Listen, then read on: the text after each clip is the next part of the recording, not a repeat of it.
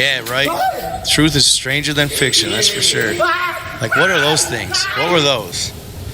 Those are weird.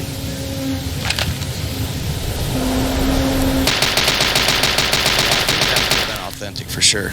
My mic isn't too loud, is it, y'all? I could turn it down a little bit if I'm too high. Actually lives and inhabits the continent.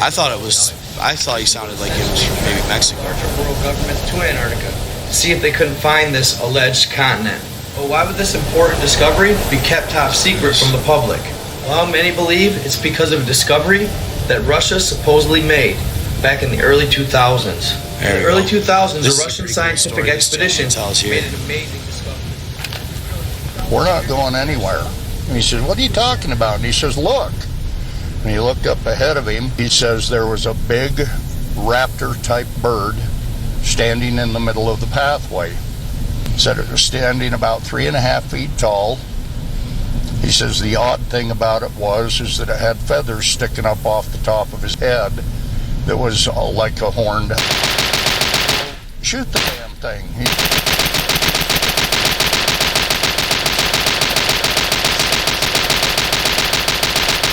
Rounds into that bird and it doesn't.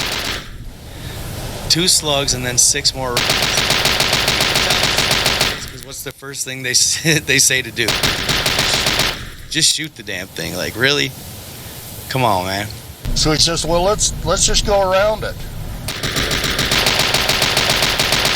From one rock to another and blocks their way. So you try to go to the left, same thing. Up and pokes the bird with it, and the bird reaches up with one of its talons, tears the stick out of his hand, throws it off to the side. I know this. It always does. It always does. While they were up there, they heard a noise that he described as a table saw binding up on wood. And of course, the first thing I think of is a cat call, but who knows? The story that they were following up on, there was a guy who, ex-military, who apparently he was looking for a cave, and he ended up at this odd feature. He found a cave. The only way he could get into it was to descend from above with a rope. So they'd used the female crew member who was said to have climbed down, swung back and forth until he got into this cave. While he was in that cave, he found a bone that looked to be human, so he grabbed it. He never would elaborate on what was in the cave. He just said there's some very strange things. He ended up taking that bone to an anthropologist, I believe it was, and they found a musket ball in the bone. He says when he jumped out of the cave to grab the rope, he said something strange happened. He said the rope just went as stiff as a pipe. Didn't describe it much more than that, other than he climbed out. Like something grabbed it. And while he was there, and I don't know if it was before he went to the cave or after, but when he was going into the entrance of this odd feature, he said he noticed up on the left side deer heads decomposed at different periods of times that had been thrown up on the ledges.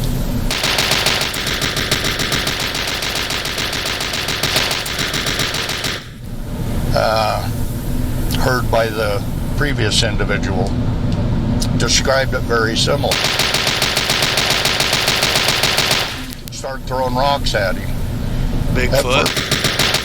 Just kind of rolling down off the hill for whatever reason, but after having several of these rocks come flying out of the bush, at one while he was in, he saw footprints that he believed might belong to a creature that he didn't even believe in, Bigfoot.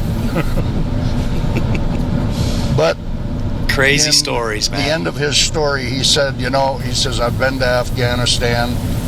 I was there in Desert Storm. And he says, and those places didn't scare me. He says, this place scared the hell out of me. I don't want to go back. I don't want to go back. Yeah, man. Crazy stuff. Crazy stuff. Yeah, sometimes Bigfoot can be aggressive, very territorial. If you catch the wrong one, territorial and scary. And I don't think they'd hesitate.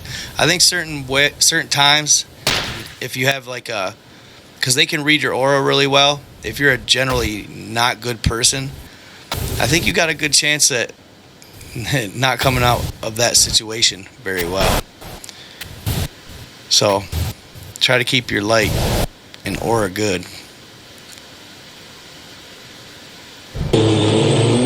So this is